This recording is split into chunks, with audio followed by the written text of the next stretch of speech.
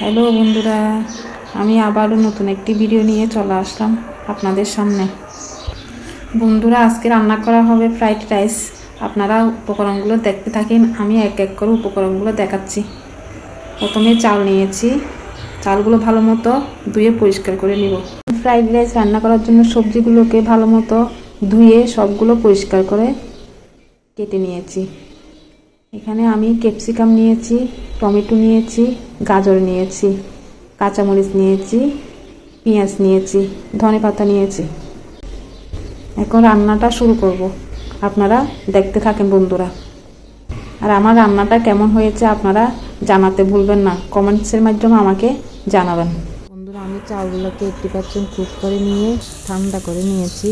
এরপর ডিমগুলো ভেজে ঝুরঝুরে করে নিয়েছি। এরপর তেলের মধ্যে পেঁয়াজ কুচি দিয়ে দিয়েছি। পেঁয়াজ কুচিগুলো এখন আমি হালকা করে ভেজে নিচ্ছি। আপনারা দেখতে থাকেন। আমি যে প্রসেসে রান্না করি ওই প্রসেস আপনারা ফলো করলে খেতে অনেক মজা লাগবে। পেঁয়াজগুলো ভাজা হয়ে এসেছে।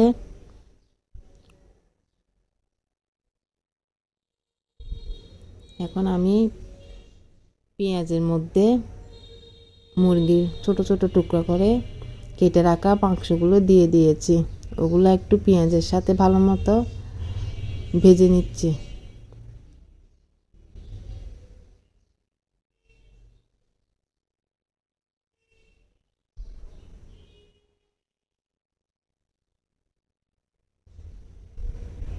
একটু হালকা ভাজা হয়ে আসলে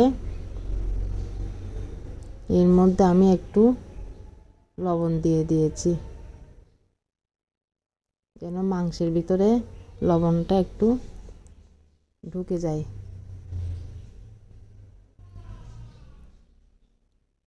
এরপর আমি চিংড়িগুলো দিয়ে দিয়েছি। চিংড়িগুলো এগুলোর সাথে একটু ভেজে নেব।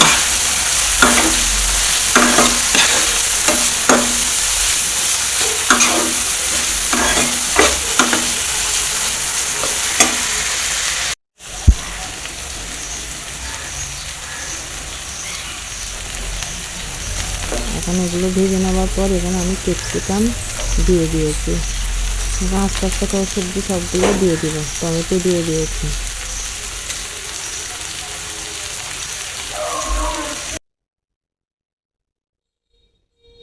এখন এগুলোকে সবজিগুলোকে ভেজে নিচ্ছি।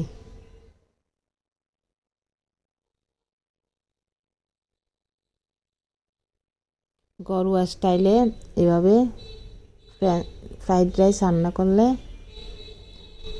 খেতে অনেক ভালো লাগবে। আর রেস্টুরেন্ট থেকে এনে খাবার ভুলে যাবেন।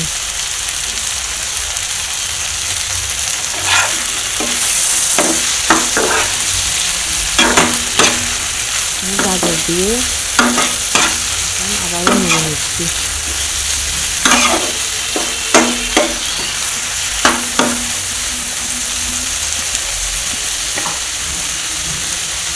কয়েকটা কাঁচামরিচও দিয়ে দিয়েছি।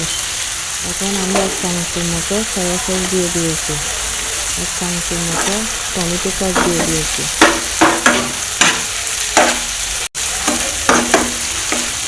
সয়া সস আর টমেটো সস দিলে স্বাদটা আরও দ্বিগুণ হয়ে যায়। সবজিগুলো প্রায় ভাজা হয়ে আসছে।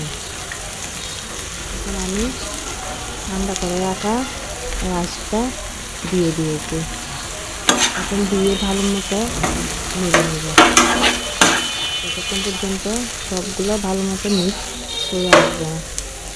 আপনারা এইভাবে ভালো মতো নেড়ে নেবেন। হয়ে গেল ফ্রাইড রাইস রান্না। আপনারা এভাবে বাসায় ট্রাই করে দেখবেন। বন্ধুরা, আমি চালগুলোকে